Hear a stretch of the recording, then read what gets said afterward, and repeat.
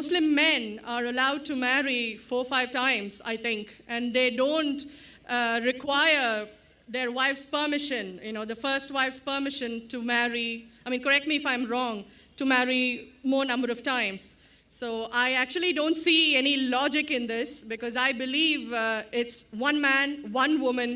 That's the institution of marriage. So please clarify. Thank you. Now coming to your second question. In Islam, men marry 4 times, 5 times, and they don't ask permission from the first 5. Why? As far as polygyny is concerned, a man having more than one wife, Islam is the only religion, and Quran is the only religious scripture on the face of the earth which says marry only one. There is no religious scripture besides the Quran. I'm a student of comparative religion, which says marry only one. There is no verse in the Bible, no verse in the Bhagavad Gita, no verse in the Veda which says marry only one except the Quran. If you read the Hindu scriptures in Ramayana, the father of Sri Ram, how many wives did he have? How many wives? More than one? More than one. 3 wives. Fine. Shri Krishna, according to Mahabharata, how many wives he had? Unlimited. Not unlimited. You don't know your scripture well. No. Did he have 4 wives? No. I have no idea. Not 4, not 100, not 1,000, 16,108 wives. How many wives he had? 16,108. So why can't we Muslims have 4? What's the problem? When Shri Krishna can have 16,108 wives, why can't we have 4? Further, if you read the Vishnu Purana, chapter number 24, verse number 1, it says a Brahmin can have up to 4 wives. If you read the Jewish scriptures, it gives you permission to have as many wives as you wish. If you read the Christian Bible, it gives you permission to have as many wives as you wish. If you read the Bible, Abraham had 3 wives. Solomon, how many wives he had? He had 700 wives. It is later on, the church has put a ban that Christians should marry only one, not the Bible. It is the Jewish community married more than one wife. It was in 1950 that chief rabbi passed a synod that Jews should marry only one. So it is the rabbi, not the Jewish scriptures. And according to Hindu scriptures, you can marry as many as you wish. It is the Indian government in 1954 passed a law called the Hindu Special Marriage Act. Hindu Special Marriage Act, which says Hindus should marry only one. It is not the religious scripture. It is not Bhagavad Gita. It is not Ramayana. It is not Mahabharata. It is not Veda. It is the Indian Penal Code. The Indian government, which has passed a law in 1954 that Hindus should marry only one. But according to the statistics of the status of the woman in Islam, if you read the government documents on page number 66-67, it says that Muslims do polygamous marriages. You know what is the percentage in India? 4.3%. How much? In India, 4.3% of the Muslim men do polygamous marriages. A statistic between 1951 to 1961. Hindus, how many? 5.06. 0.7% more than the Muslims in India. According to the Indian government, even though it is prohibited according to the Indian law, yet they do more polygamous marriages than the Muslims. Why? Now, let's analyze what does the Quran say. Quran says in Surah Nisa, chapter 4, verse number 3, marry women of your choice in 2s, 3s or 4s. But if you can't do justice, marry only one. This statement, marry only one, is only given in the Quran and no other religious scripture. It says, marry women of your choice in 2s, 3s or 4s. But if you can't do justice, marry only one. So if you want to marry more than one woman, one of the criteria of the Quran is you should do justice. If you can't do justice, you should marry only one. Now, what are the reasons, logical reasons a person can think that why has Islam permitted certain men to have more than one wife? Many non-Muslims think it is fard, It is compulsory for a Muslim man to have more than one woman, to have more than one wife. It's not compulsory, it's optional. It's not fard. It's not compulsory.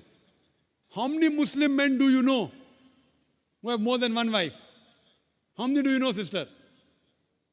How many do you know? A few. How many? A few again. Few means 1, 2, 3. How many? Yeah, at least about 3. About 3. Have you heard of Dharminder? Yeah. How many wives he has? 2. Muslim or non-Muslim? Non-Muslim. Non-Muslim. Your previous chief minister, what's the name? Jayalalitha. Yes. Hindu or Muslim? Hindu or Muslim? Hindu. Hindu, fine. Now these are famous personalities. Fine. How many famous personalities you know in India who have got more than one wife? The 3 you know may be locality, fine? Yeah. Local, maybe friend in your neighborhood, maybe your colleague. In India, there are more non-Muslims having more than one wife than the Muslims. Now let us understand what are the logical reasons. Come back to logic now.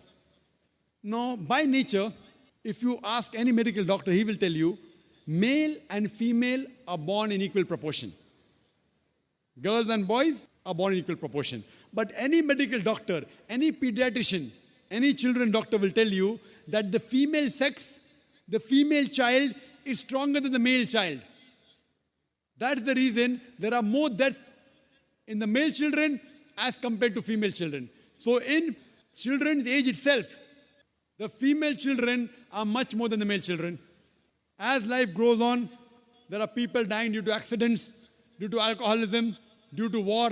There are more males dying as compared to females. Today, if you analyze in the world, there are more females in the world as compared to males. There are few third world countries like India where the male population is more than the female population. And do you know why? The reason is because of female feticide and female infanticide. According to an article, a program which came on BBC by the name Let Her Die, the program was assignment. There was a British reporter by the name of Emily Buchanan. She comes to India and she says that every year in India, more than 1 million fetuses are being aborted after they identified that they're females. She says more than 3,000 every day. You multiply, more than 1 million every year. According to the Tamil Nadu government hospital report, she gives the statistics, out of 10 female born alive, do you know how many are put to death? 4. Sister, did you know that? Tamil Nadu, your state, your beloved state, according to the government statistics, out of 10 females born alive in the government hospital, 4 are put to death. There are billboards put in Rajasthan and here, which says that spend 500 rupees and save 500,000 rupees. You know what does it indicate? Spend 500 rupees, do ultrasonography, do amniocentesis, identify the child you're carrying is a female, abort her, and save 5 lakh rupees, 500,000 rupees. Maybe a couple of 100,000 upbringing her, and the remaining 100,000 in dowry. If you stop this evil practice in India, our beloved country, stop the female infanticide, stop the female feticide. Even in India, the population of female will be more than the male population. If you see the rest of the world, if you see New York alone, there are 1 million females more than males. In USA alone, there are 7.8 million females more than males. In UK alone, there are 4 million females more than males. In Germany alone, there are 5 million females more than males. In Russia alone, there are 9 million females more than males. And God alone knows how many millions of females are more than males throughout the world. Suppose I agree with your philosophy, sister, you said, 1 man, 1 woman. If I agree with you, sister, with your philosophy, 1 man, 1 woman. And suppose my sister happens to be in America, or your sister happens to live in America. And suppose the market is saturated.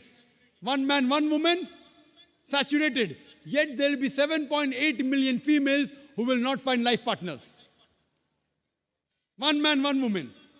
Now the option for these 7.8 million females is either marry a man who already has a wife or become public property.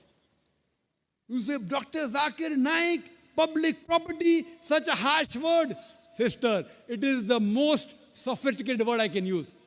I cannot use a more sophisticated word than public property. According to the studies of America, do you know, on an average, a man, before he settles down with a wife, he has 8 different sexual partners. Do you know that? On average, 8. Some may have 1, some may have 10, some may have 28 sexual partners before he settles down with one. So the only option remaining, so if my sister happens to live in America, or if your sister happens to live in America, and the option is given to her, and suppose the market is saturated, every man has found a woman for himself. And unfortunately, if my sister, or if your sister happens to be one of the women who has not found a life partner, the only option for them is either marry a man who already has a wife or become public property. Any modest woman would opt for the first. Sister, what would you opt for your sister? Marrying a man who already has a wife or become public property? My sister's too young to be married. So When she grows up and if she happens to go to America, or if you happen to be in America, third choice. what would you prefer for her? You're the elder sister. Would you prefer her becoming public property or marry a man who already has a wife and get equal rights? In Islam, if you have a second wife, you give equal rights. In America, the public property has got no rights. She's degraded. She's dishonored. In Islam, she has an equal right. She gets honor.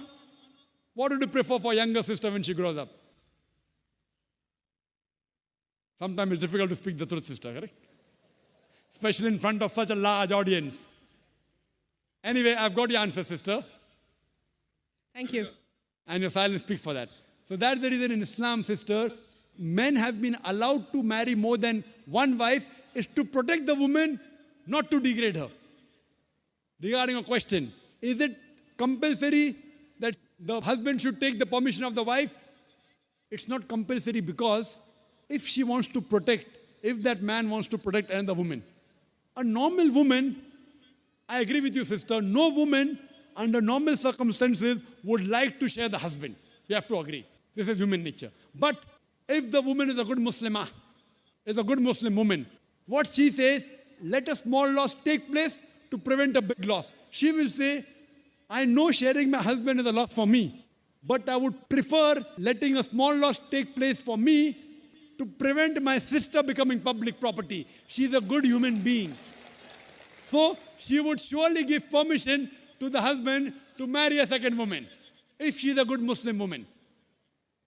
But taking permission is not fard, it is preferable. But at least informing is a requirement so that he does justice between the two wives. Hope that answers the question, sister. Thank you.